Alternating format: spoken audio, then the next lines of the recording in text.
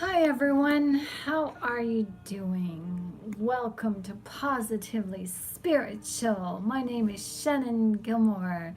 It is such a pleasure to see you. It is so lovely to meet you. Hello, welcome, come on in. Oh my goodness gracious. Oh my goodness. Oh my goodness.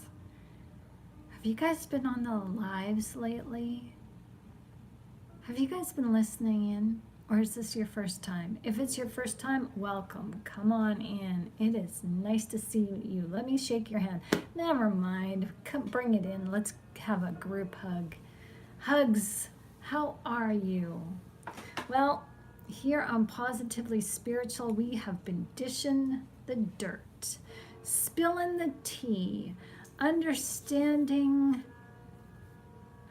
the truth from a spiritual aspect as we have uprooted codependency.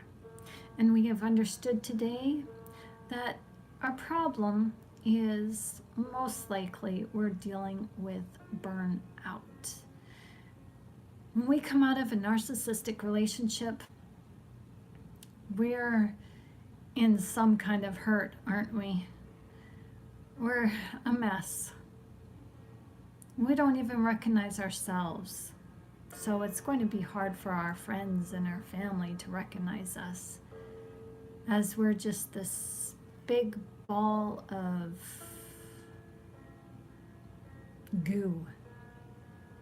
And we've got to try to pick up the pieces and clean ourselves up, right? So how do we do that? Well, it's very difficult when you don't know where to go, who to turn to, who to trust.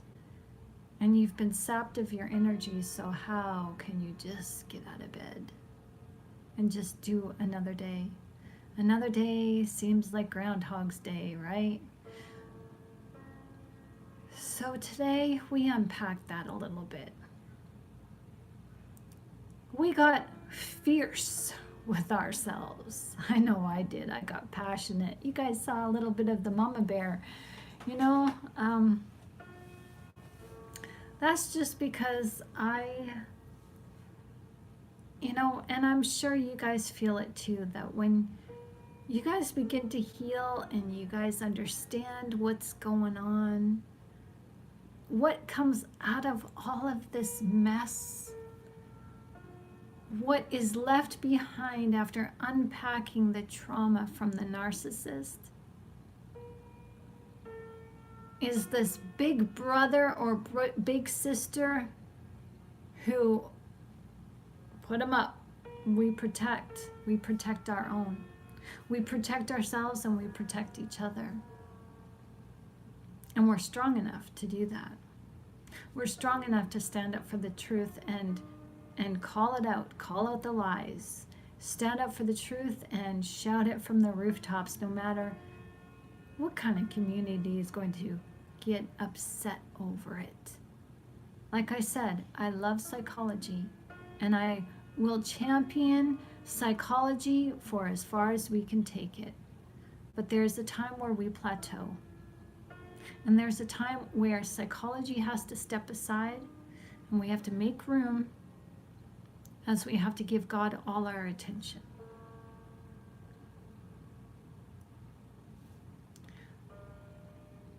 So tonight on the live, I want to keep it a little bit light. That's an understatement. Tonight's topic is, how do you handle adult temper tantrums? Should I say, how do you handle narcissistic temper tantrums?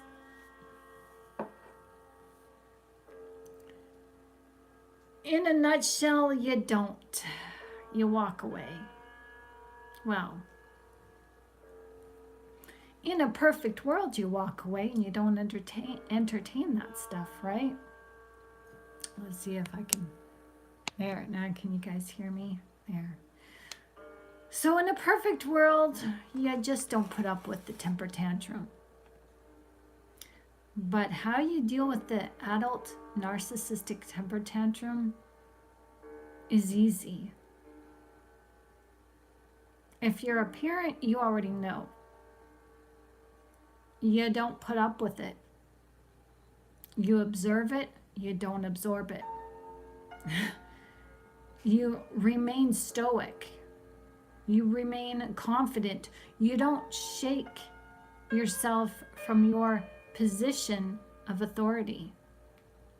As soon as the narcissist hits that low ground and loses it, as they have a temper tantrum because they're being demasked.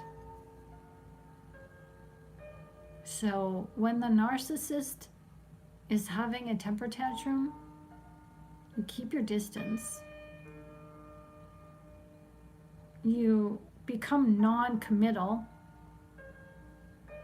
You observe, you don't say anything, and you just watch, because what they're showing you, you know, that temper tantrum, that rage, what they're showing you is who they really are. So just watch. Keep your eyes on them and watch well.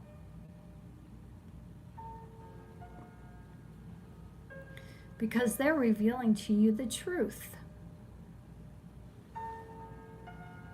So how do you handle an adult temper tantrum? You remain grounded in who you are.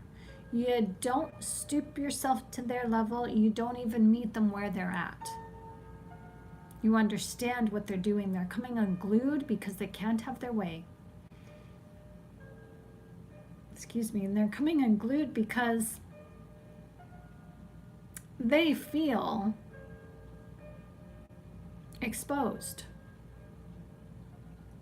Now they're going to blame you that you're exposing them, but really they're exposing themselves to themselves, and they don't want you to see that. You don't want them, or they don't want you, to see them as how they feel.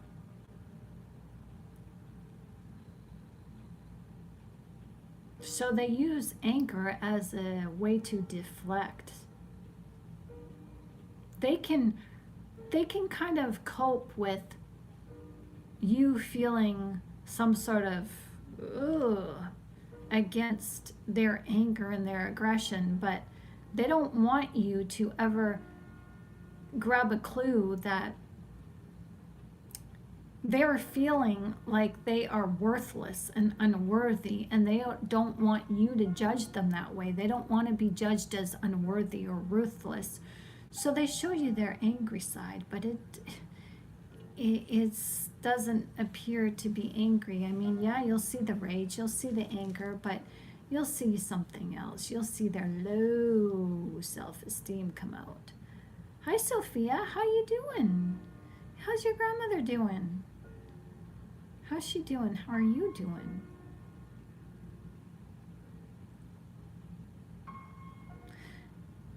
See, the reason why the narcissist rages, or the adult has a temper tantrum, it's because, well, it's got nothing to do with you. But they're going to blame you. Just how the narcissist pushes your buttons, you push the narcissist buttons, but you're not trying. You're not trying.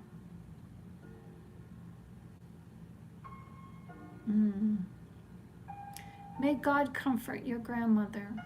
May He minister to her in this time of her need. May He reveal Himself and talk to her and put her mind at ease and give her, peace that surpasses understanding. That is such a beautiful feeling, and I know she's got it. She's got it. Jesus is with her. So much love and prayers to your grandmother, Sophia. The adult, whoever they are, most likely they're a narcissist, because narcissists, have no self-control. And they're triggered for many different reasons. And oftentimes they're triggered by somebody else, but you don't even know it, and you just happen to be in the crossfire or the crosshairs, and you're the closest one to the narcissist in that moment, so you get it. You get to see them come unglued, and it's got nothing to do with you. So how do you deal with that? How do you handle that? Well, you let them rage. And you keep yourself safe. You keep yourself distant from them. And if you can, you make an exit. But oftentimes, the narcissist wants us to observe. It doesn't matter what kind of mood they're in. It doesn't matter if they're coming unglued or they're calm and well put together. The narcissist always needs an audience. So if you duck and cover and make your exit, well, they're just shouting at themselves, and they're in their own little echo chamber. Let them have it. Let them rage. See, most often the narcissist rages because they have lost control over you or the situation or somebody else. And they are making attempts to gain control with anger, with rage, with this temper tantrum. And it's to evoke intimidation. It's to evoke in you that silent treatment that just, you're making a scene, Mr. or Mrs. Narcissist, so I guess I better toe the line because you're going to end up getting us both in trouble, so I just better, okay, what do you need? What do you need? What can I do? How? It's okay, calm down. No. That's exactly what they want. Hi, I don't like people. How you doing? I look like the crazy one right now. Thank you very much. I appreciate the compliment. Goodbye. Mwah. Have a nice day. If that was towards me. But if not. Okay, just so you guys know, we get some people in here who do insult me. So I apologize. So please just word it. I don't mean to insult you guys, so just word it, because I'm in a feisty mood today. We had a really good live today, and I'm still in Mama Bear, so I'm gonna be a little bit snarky. So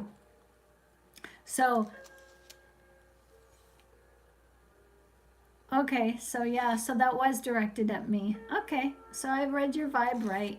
All right, yeah. So. You know what, dear? I have this to say to you. And then you can shove off. Okay. I stuck my finger in the light socket. Have a nice day. All right, so the adult has lost control of you, and they've lost control of the situation. And they're making attempts to regain control using intimidation. Are they frustrated? Yeah, but they're not frustrated the way that you think they are for the reasons that you think they're frustrated. In their frustration, they don't have the right to intimidate you. I mean, everybody gets upset. Everybody gets upset. And that's fine. We all come unglued now and again. It's human nature. No, you're not intimidating me. I don't like people. No, you're not. You're glued together? Okay. All right. You're allowed your say. Everybody, that's the beauty of this channel, is everybody's allowed their say. So keep going. Have fun. Have fun. So I'll only block you unless I feel the need to, but you know what? People can read your comment and see who you are for themselves. I don't need to say anything, and I don't need to be intimidated by you. So yeah, Well, thank you for the follow, because you're showing the algorithms on YouTube that you find this channel worth of value. So, but anyways, so if the narcissist wants to rage, they have that right. I mean, we all get mad, we all get upset. But healthy people kind of rage and get upset behind closed doors in the privacy of their own homes when nobody's looking. But the narcissist, instead, they rage.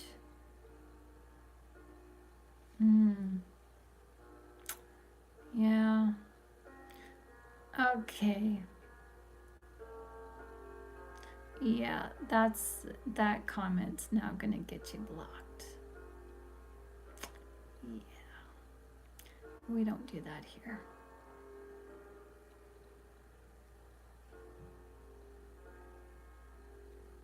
So, yeah. Just hang on a second, guys. Just hang on a second.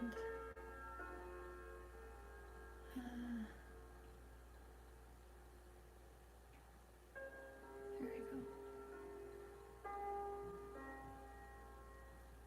Hi, White Hat Cat. Nice to see you. Just give me a second here. Okay.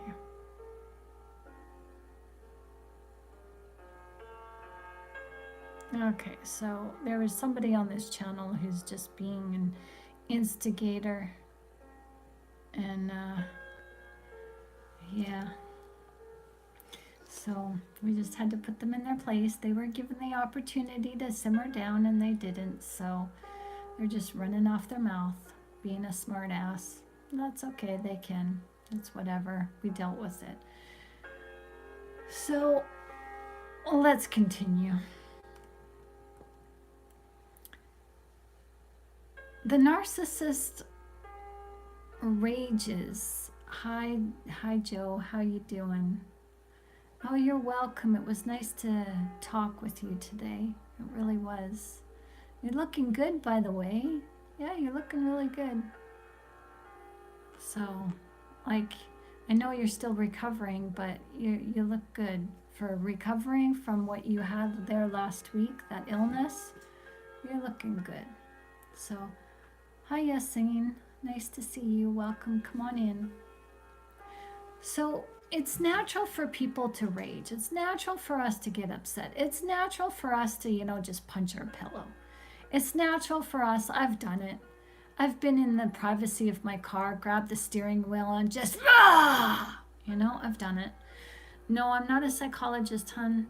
I'm a peer support mentor, meaning that I do help you. I can help you. I'm trained to listen and help you come up with solutions to what's bothering you. And, I'm here to help you figure it out. Just a sounding board, somebody that you can just talk with, and we can come up with ideas and brainstorm together if that's what you want. But on this channel, we do like psychology. I love psychology. But we use psychology and science to stand these two things up against the Word of God to really understand our human nature from a pure spiritual perspective. So if that helps you, you're welcome here. Welcome, everyone. So,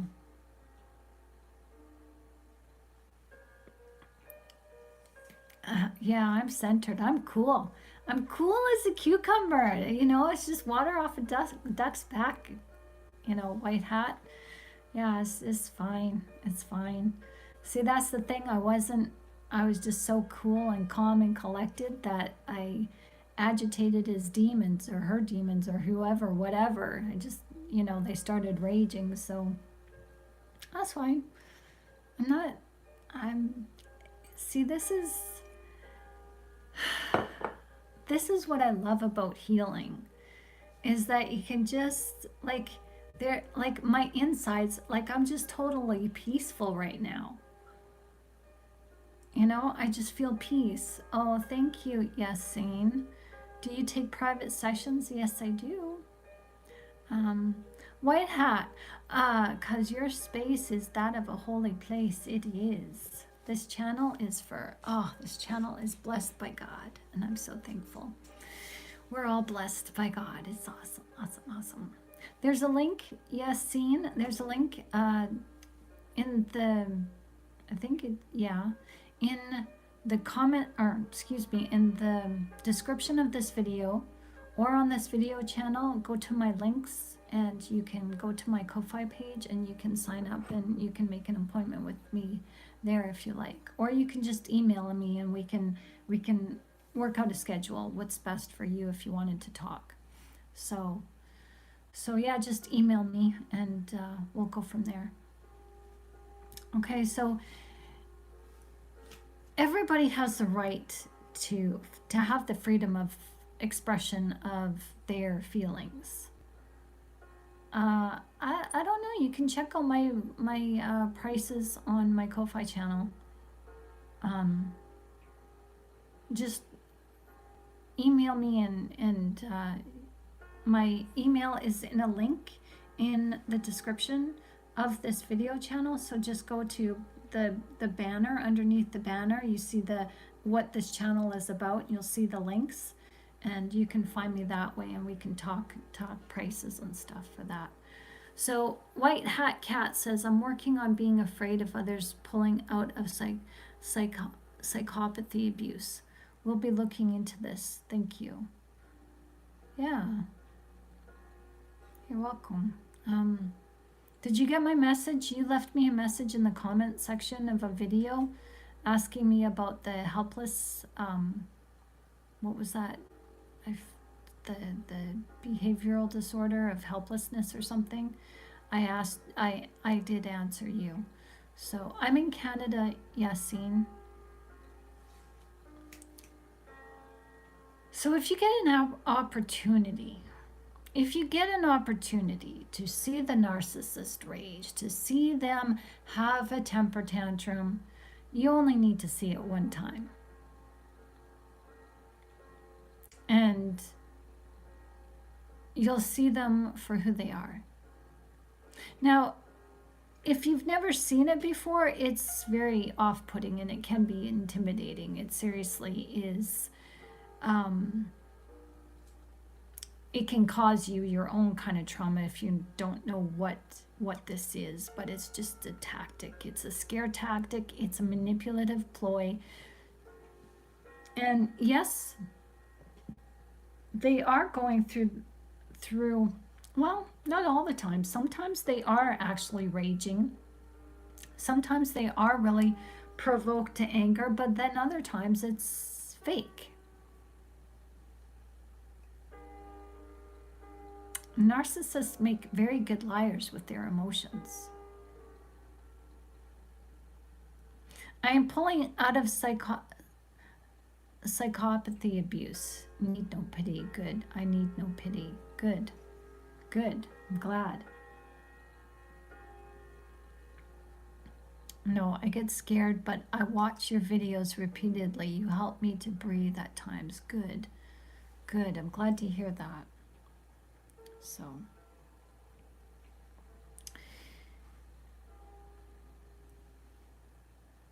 when you know that you're dealing with a narcissist who has no problem showing their temper tantrums in front of you or in front of other people, it's good to set boundaries with yourself and with them. Understand what set the narcissist off, whether they were really raging or whether it was manipulation. It doesn't matter. Just recognize what caused them. Is it okay to be taking weed for removing pain?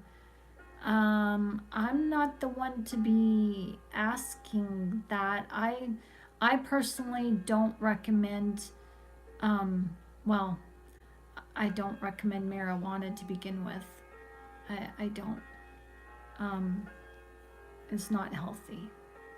But I'm a person who I don't take medication or anything like that, so I'm not a doctor. So if you're asking for a moral standpoint, um, it's best to be clear-headed. It's best to find another pain. If you're dealing with emotional pain, you got to deal with it. You can't mask it. No, you can't mask it. If you're dealing with physical pain, there are different, topical medications perhaps. There's different ways that you can, deal with the pain. Maybe go talk to a holistic and health professional, like not necessarily a doctor, but somebody who deals with holistic medicines like acupuncture, shiatsu massage, and stuff like that. So, so, but hi Zabe, nice to see you. Welcome. How you doing? One of the experiences I've had, Zabe says, was at a restaurant when the narc decided to reprimand me, and I did assert my boundaries as I am an adult. Good for you. And I did not need their judgment on my reaction to their poor behavior.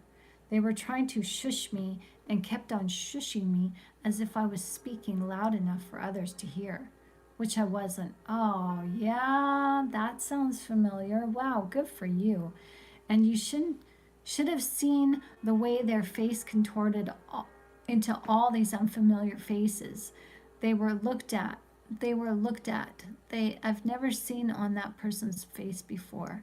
Hi, Unknown Worlds. How you doing? Welcome. Oh, so not do. Oh. Hi, it's good to see you, Unknown Worlds.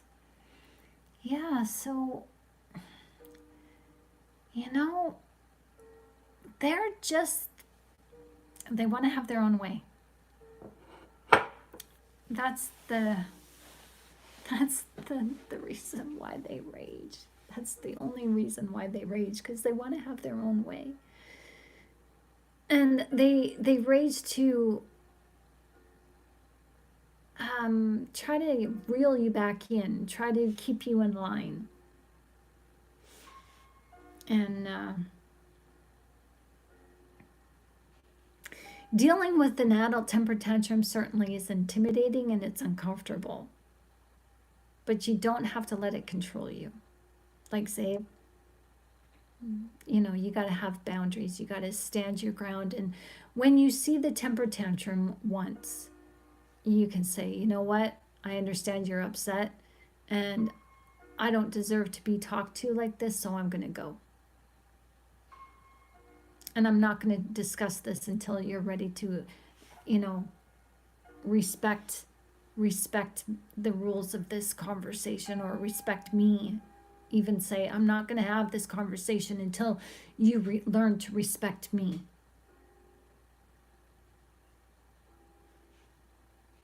And leave.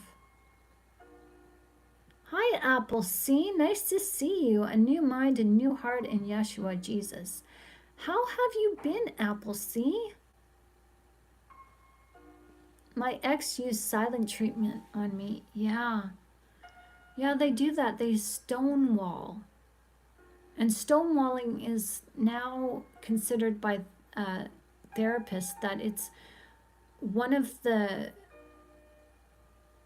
behaviors that contributes to divorce, because somebody is stonewalling you, shutting you out of the conversation, shutting you out of having access to them, and you're unable to find closure. You're unable to discuss and talk and share your feelings with that person as they make themselves unavailable to you. That's wrong. That's abusive. So I think the reason why narcissists do that is it's avoidant behavior, obviously. And Also, they're doing it because that's what it's learned behavior. They did that. Their parents did that with them. They had something maybe they wanted to talk about. Maybe they, stood up for their rights and, Mom, that's unfair. I don't care. I said what I said. Go to your room. So they were stonewalled.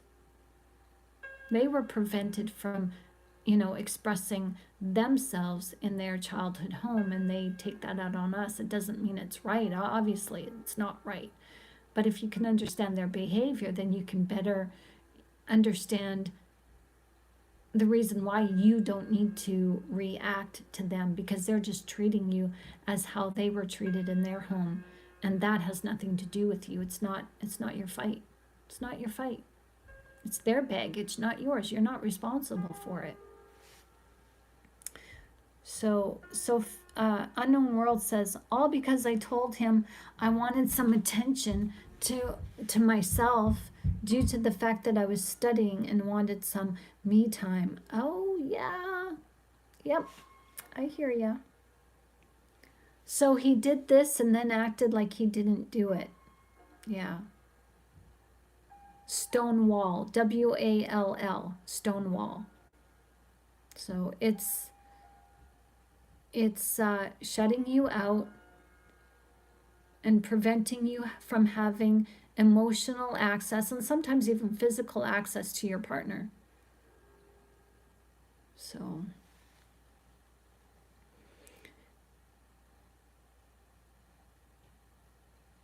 if you get an opportunity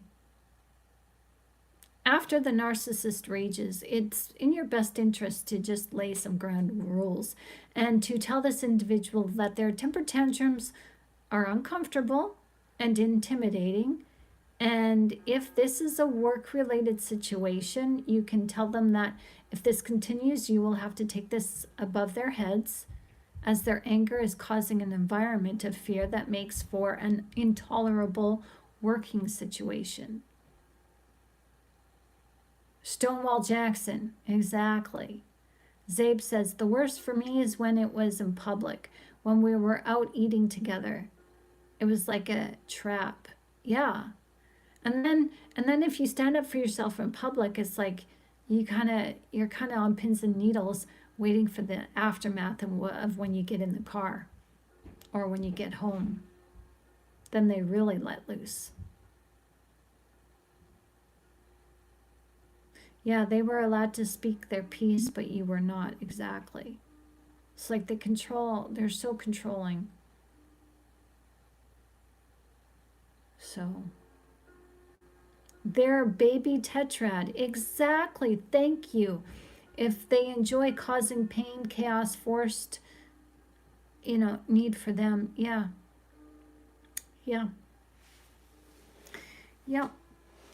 Because, this temper tantrum, it's learned behavior.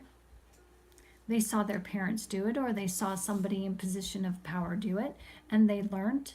And they learned, early on that throwing temper tantrums, even in school, like I remember in grade school, there was this boy, maybe we were 10 or 11, and he would just go into these rages. It was like, psychologists call it like dysregulated behavior in kids, but it was like PTSD. He was hiding under the desk and screaming and throwing chairs, and it was awful.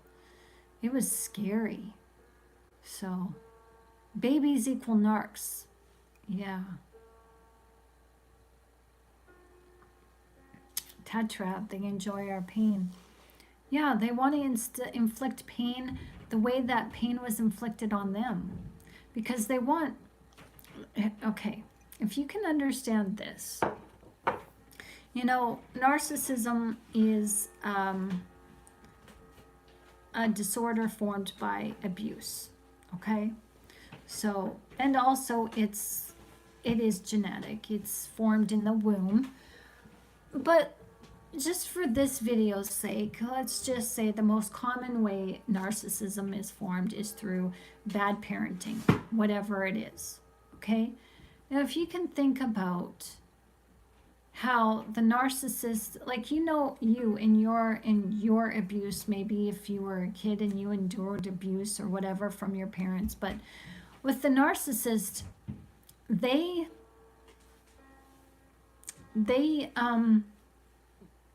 didn't have an environment where they felt heard. They didn't have an environment where they felt like they could express their feelings, or they could even, have the freedom of self-expression. They felt stifled. And, whenever they tried to say something, it was like, go to your room. Like my generation, I'm 52 years old, and my generation was kids were seen and not heard.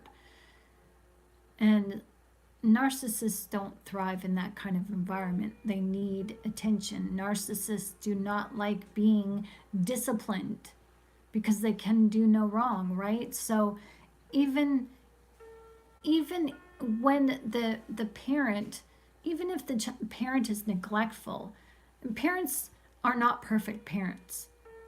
But even in a narcissistic, household, parents do get it right sometimes. Parents are inconsistent, but at times they do get it right. And so even when the parent of the narcissistic child is trying to do right by that child is like, they cannot do any wrong. They have this sense of superiority. And they feel undermined and maligned everywhere they turn. And so you have this child who grows up to resent the hierarchy of things. They feel subordinate. They feel like they're, as an adult, they're just going to treat everybody, well, I'm going to treat everybody the way that I was treated, so that I ensure that I'm never treated that way again. That's the way they live. So Unknown World says, my ex used to tell me not to tell him what to do when that wasn't even my intention. I would sometimes wonder where that statement would come from.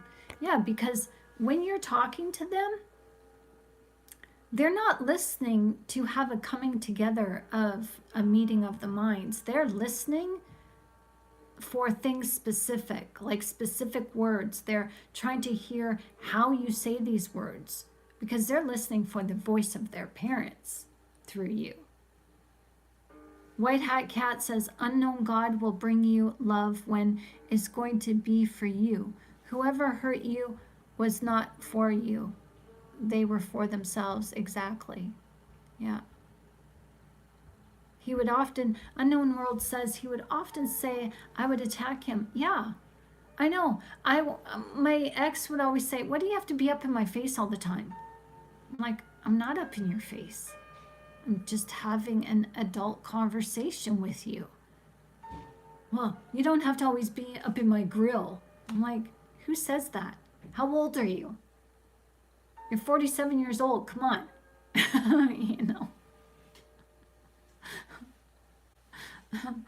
Oh my gosh. It's difficult. I don't know. I don't know. The more we discuss this, the more we talk about this, the more we understand, the more we learn. It's just, I'm ready to be done. Like, I'm over it. Like, I don't, after how the narcissist robs us of our joy and robs us of our life, robs us of our time, robs us of our energy, as we learned today about our problem isn't this codependence, it's we're burned out. And now that I finally realized that, like yesterday or today, I wrote notes of burnout. And it's like, when I got this morning, I wrote it on my whiteboard, and I'm just like, I get it. So now that I get it, it's like I can finally just feel relieved. Like, you know how long we've been fighting this and trying to sort out our shit? Pardon my language, but you know how long where this, self-help community says, this is wrong with you, this is wrong with you. Yeah, okay, I admit, the reason why we get into, or we're susceptible to narcissism is because we're not self-aware. Okay, I get that. I get there's things in us that we need to work on. I get that we've neglected ourselves. I get that. But thank God there's nothing wrong with me and there's nothing wrong with you. Do you know how freeing that is? Because the narcissist tells us 7 ways to Sunday, there's this wrong with you, there's this wrong with you, you know, and they say such terrible and toxic and corrosive things that erode these beautiful boundaries that we have in our minds and our hearts set up for ourselves and for the world to help us flourish in the world. And they erode these boundaries by saying, you're nobody, you're nothing, nobody's going to love you as much as I do. It's a good thing that I picked you because nobody's going to want you. They start saying things like that, and it chips away at us. There's nothing wrong with us. We're not needy.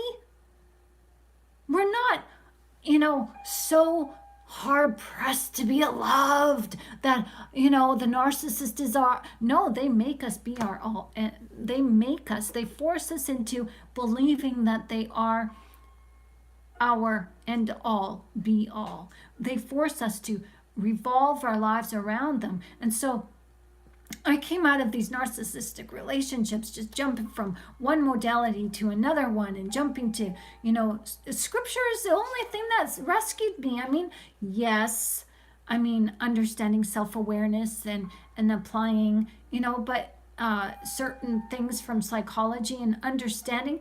It was more of me finding an understanding of what makes our minds tick and makes our behavior work. That's what made sense to me rather than this codependent kind of stuff. And today I just feel a sense of relief. Okay, I've been struggling with burnout. That's been my problem. And now I can focus on myself. Now I can focus on sky's the limit. I'm going up. I'm moving. I'm going places, baby, and I'm taking you guys with me. Like, it's not our problem. They're not our problem. And, people say we got to get out of our own way. No, we're only in our own ways because we're not self-aware. But once we grasp and understand who we are as God's children, as we are married to him in this self-awareness, as Jesus' light is in us, and we're attached to that light, every time we say I am, and we say something positive after that I am statement, we're attaching ourselves and marrying ourselves to the character of Jesus. Every time we say an I am statement and attach ourselves to the negativity after that I am statement, I am sick, I am poor, I am worthless, I am rejected, I am unworthy, we're marrying ourselves to the negative in us, the enemy that's against God. So I get it, okay? Done. Now what? Now what? We get to finally live our lives. We finally get to live our lives the way that we want in true freedom. And we're no longer hindered by the narcissist because we can see through them. And when you see through that adult temper tantrum, oh my golly, you're going to be like, okay, no go. No, I see through you. You're not going to want to give into it. You're not going to even address it. You're not going to acknowledge it. You're just going to go and walk the other way. I'm going to leave you alone. I'll let you deal with this by yourself. Clearly, you need some time to yourself, okay? I'm going to give you some space. And you walk out of the room. So, hugs for you, Sophia. Nope, not codependency. I'm burnt out. Exactly. You're burnt out too, right? Yeah. Been watching and even told my therapist. Well, your therapist might not like me. Oops. So I don't know. I just, you know, I just see this is a part of me where, you know, narcissists have controlled me all my life. And now I'm finally taking back my power, and you're taking back your power. And it's like, okay, I can take these, you know, modalities from the DSM-5. I can take these behavioral traits. I can see them, but I'm going to put them, I'm going to stand them up against what I know from scripture and what my experience dictates to me. And I have to, in order for me to heal, in order for you to heal, we have to make things make sense. And we certainly don't want to gaslight ourselves, and we certainly don't want to, you know, tell ourselves lies. But when we start unpacking the narcissistic behavior and understanding where they're coming from so we can understand our own behavior, it makes sense. Knowing who they are from a scriptural perspective, excuse me, itchy nose, we can understand why they do what they do. Human nature is human nature, but see, the DSM-5 and the psychologists, they're treating the narcissist as human. You can't treat somebody like a human and offer a proper diagnosis from a human standpoint when they have no empathy. It doesn't work. It just doesn't work. We can say, oh, the poor dears, they were abused by their parents. Well, yeah, they were. Okay. So were we, but we didn't turn out to be narcissists. So we have to ask ourselves, why was their abuse so different? Why did it hit them differently? Because they were coming from a place of empathy where they couldn't understand that they were part of the problem, where their parents, they probably drove their parents to, you know, batshit crazy half the time. And they probably triggered their parents because their parents were trying to every which way to discipline them appropriately, to treat them as everybody else, to treat them in kindness, but then little Johnny stole that cookie, and little Johnny kept stealing that cookie and wouldn't stop stealing, and started stealing cookies from his brother and sister. When his sister went to use the bathroom, and she left her cookie on the plate, she would come back and there's no cookie because Johnny, the little boy narcissist, stole his sister's cookie and said, no, I didn't take it. But little Johnny, you're the only one in the room. No, I didn't take it. Johnny, come on. This is mommy here. You can tell me. No, I didn't take it. So little Johnny's sister is crying because she's without a cookie. And either the parent enables this behavior by saying, oh, it's okay, dear, I'll make you a new cookie. So that reinforces Johnny's bad behavior. And empathy doesn't come into play where the parent sits down little Johnny and says, do you know you hurt your little sister's feelings by taking her cookie? You took what wasn't yours. Would you like that to happen to you? Nah, I don't care. See, parents cannot properly parent a child when there's no empathy. And that's the problem right there. Because many narcissists, they don't talk about their childhood upbringing. They don't, like, they may say, oh yeah, dad was abusive, dad hit me with a belt, or dad was an alcoholic or whatever. But they really cannot tap into their feelings because they have no empathy.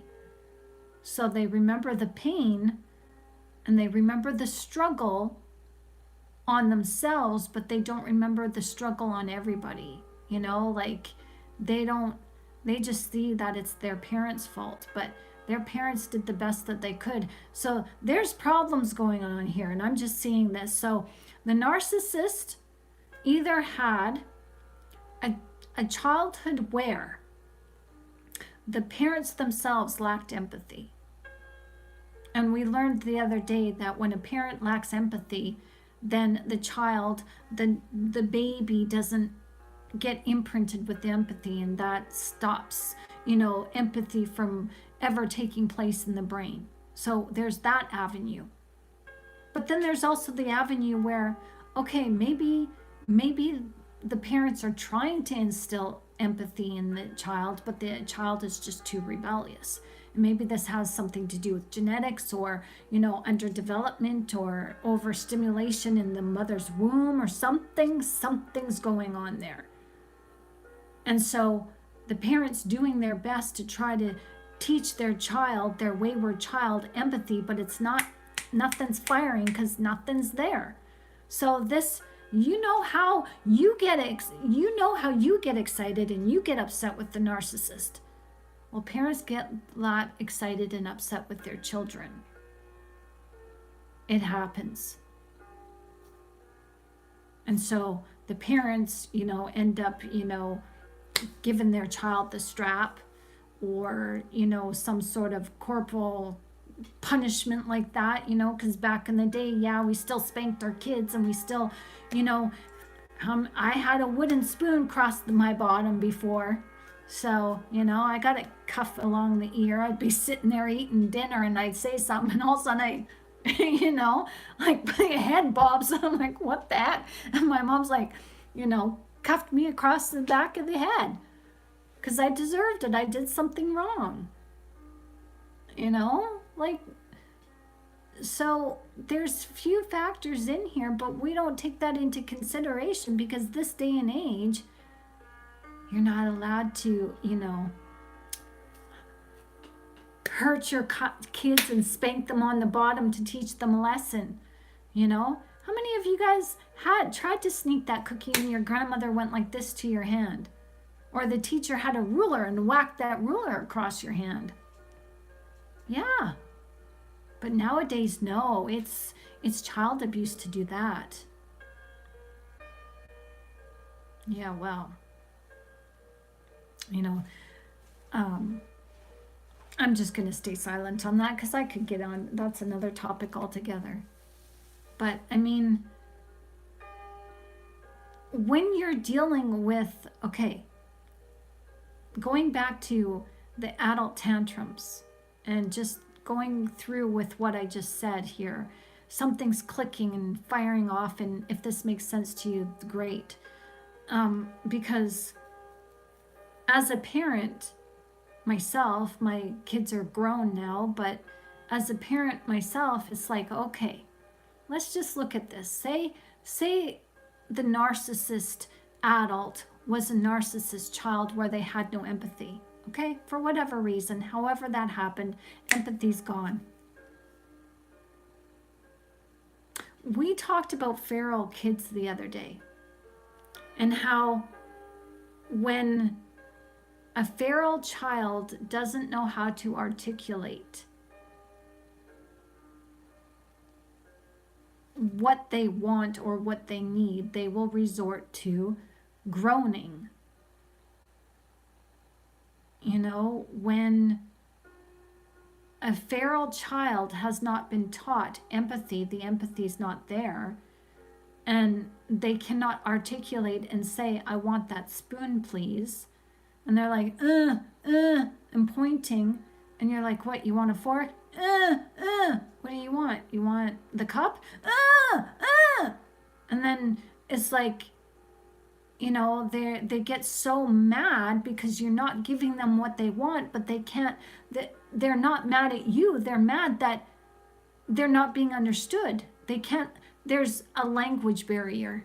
There's a communication barrier because there's a language barrier, and that's what this is. With the narcissist, there's a language barrier which prevents us from properly communicating with them, and so they turn to temper tantrums. In their youth, they threw temper tantrums because that's the only way they could convey their feelings, because they had no empathy. They could not understand and speak our love language of unconditional love. And Jesus says this to the Pharisees. You're speaking the language of your father. You don't understand my language. If you did, you would be following me. So, wow, this is kind of making sense to me that growing up in that childhood home, the parents and the children must have been, in a state of frustration and confusion. And, those temper tantrums got the child what they needed or what they wanted, and they used it to control the parents. Because how do you properly discipline a child that has no empathy? You can't. I'm not going to answer that question, Madi. Hello, how are you?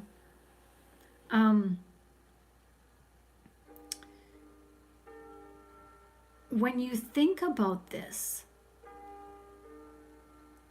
how do you discipline a child that has no empathy?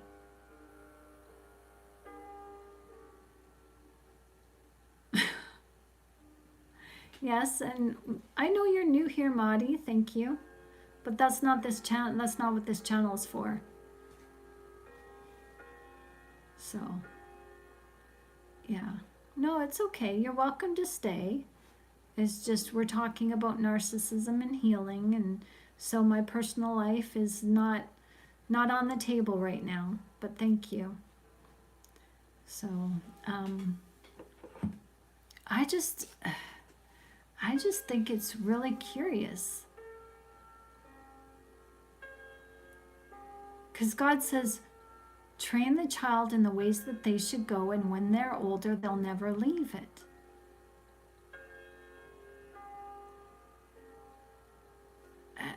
And psychology calls narcissism in children, like the narcissism that we see in adults, that is seen in some children. And it's called dysregulated behavior. So, unknown worlds, ask your question. No sorry needed. No sorry needed, Madi. It's all good.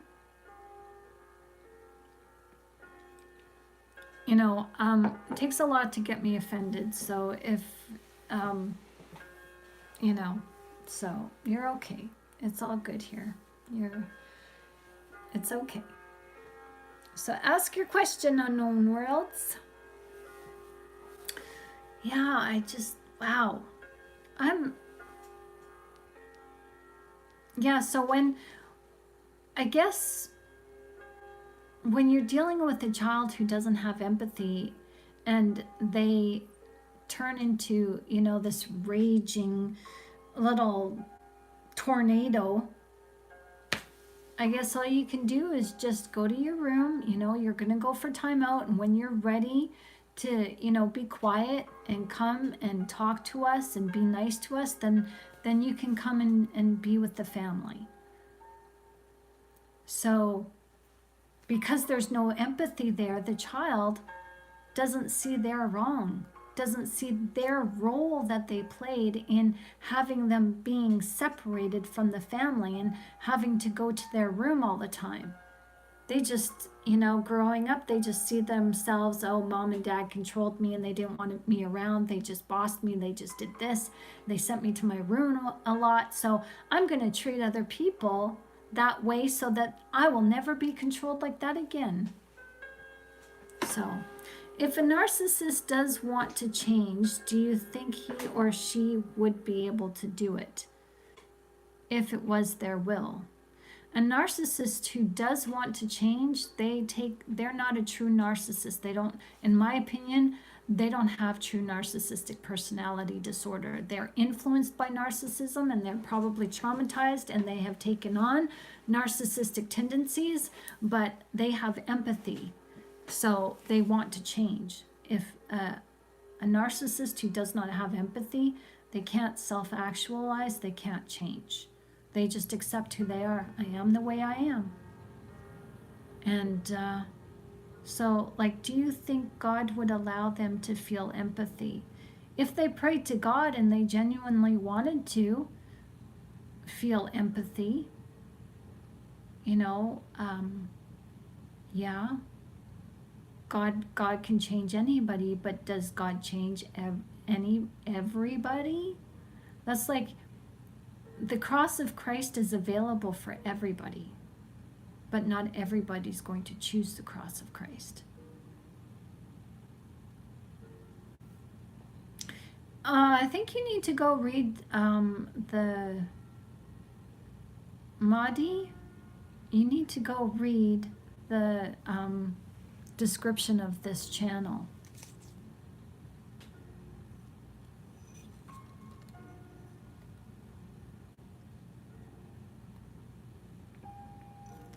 This is a non-denominational channel, and we all believe in Jesus Christ here, and we don't indoctrinate other people or each other. We share our beliefs. We're free to share our beliefs, and we understand that people have different beliefs as we have different denominations, but we believe in Jesus Christ, our Lord and Savior here. And that will not be debated.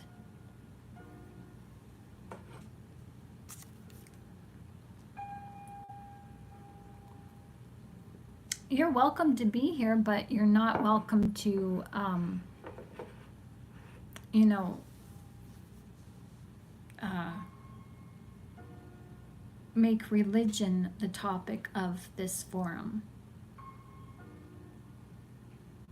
So you're welcome here, but just don't make religion the topic of this forum. We're here to heal in Jesus Christ using psychology and science, and we're here to understand narcissism. And narcissism doesn't recognize creed, religion, race, age. So we're all welcome here. So, and we respect your religion. There's no judgment here. We're free to be ourselves. So welcome. So, it's good to have you. It's good to see you. So, yeah, so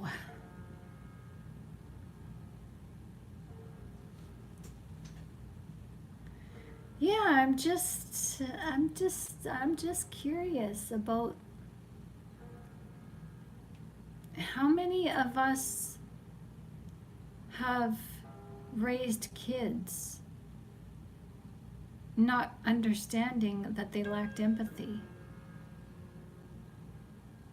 I mean, it's not, you know, you may think that it's not difficult, you know, it's how can you not tell that your kid has empathy? Well, it's not that simple, because nowadays we have kids going to daycare or going to after school care, two parent households going to where both parents go to work, and you've got siblings raising their siblings, or you know, the kids are going, you know, to, you know, the babysitters, or there's a babysitter coming over. Like, parents don't see their kids very much anymore.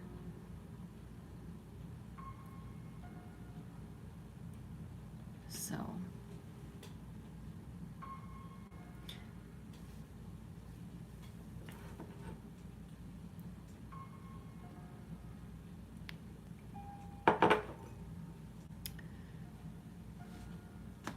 so yeah, it's that, yeah, that's just something interesting.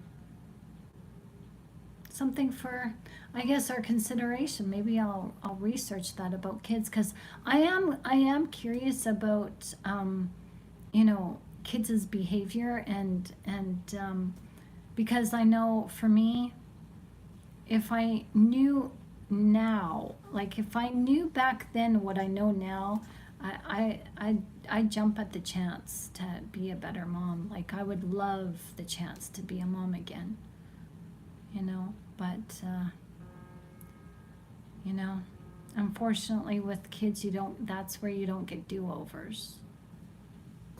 So, but that's okay. That's okay. So how do you handle adult temper tantrums? Like you would a child. You wouldn't put up with it, you wouldn't absorb it, you wouldn't take it personal. When a child has a temper tantrum, you kind of understand that they're just exercising their feelings, their rights, their autonomy. And with an adult, it's like, hey, there's certain rules that don't apply. Yeah, we all express ourselves with feelings, but when you're an adult, there's a little bit of code of conduct you're required to live by. Like, come on, where's your self-respect? Where's the respect of others? I've had an adult narcissist to have a temper tantrum in front of me, and I looked at them and I said, come on, where's your self-respect? Grab your self-respect. Stop it. And they're just like, ugh. So that was kind of like, let me know, like I kind of figured that they were kind of manipulating that rage and making it bigger than what it was, trying to intimidate me. And you'll be able to understand that. You'll be able to see it. But, number one thing is when the adult has a temper tantrum, you got to make sure you are safe. Just make sure you're safe. Put a barrier in between you, a chair or the table, or exit the room and just say, you know what? I'm sorry. I'm sorry you're going through a hard time, but I'm not gonna talk to you when this is happening. So you sort yourself out, and when you're ready to come and have a respectful conversation, I'll be ready to have that with you. I'll be ready to discuss this.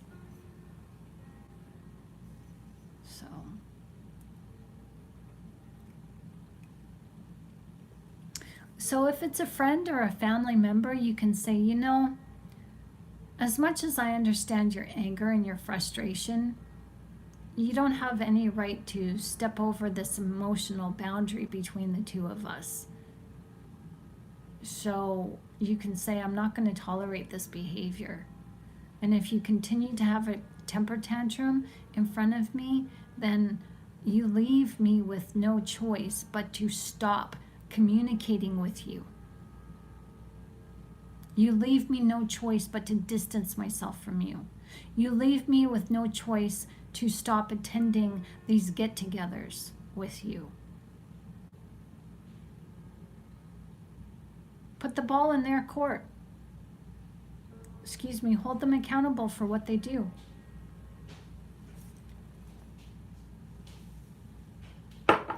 So this question was asked on Quora. This is where I grabbed the question from. So if you have a question on Quora, find me, Shannon Gilmore. I'm on Quora. You can ask me a question or ask other people questions, and we're happy to answer questions. You can answer me or ask me a question here, send me an email, I'll answer you.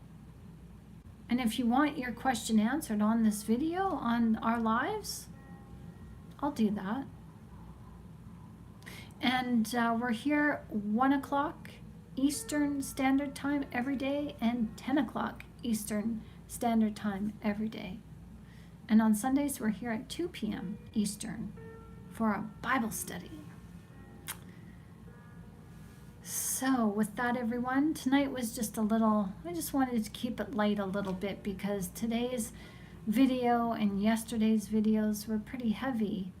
Understanding our codependency and figuring it out that we're not codependent. We're just burnt out. And we're allowed to give ourselves a break, and we're allowed to rest, and we rest in Jesus, right? We rest in our Lord.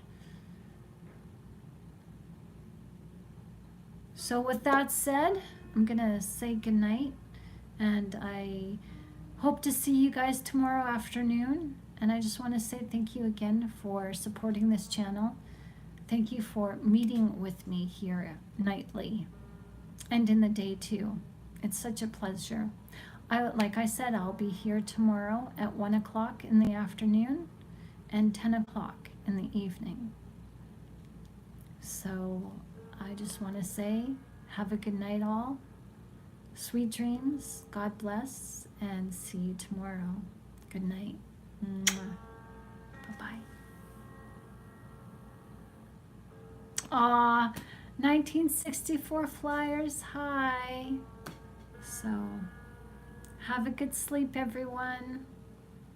Good night.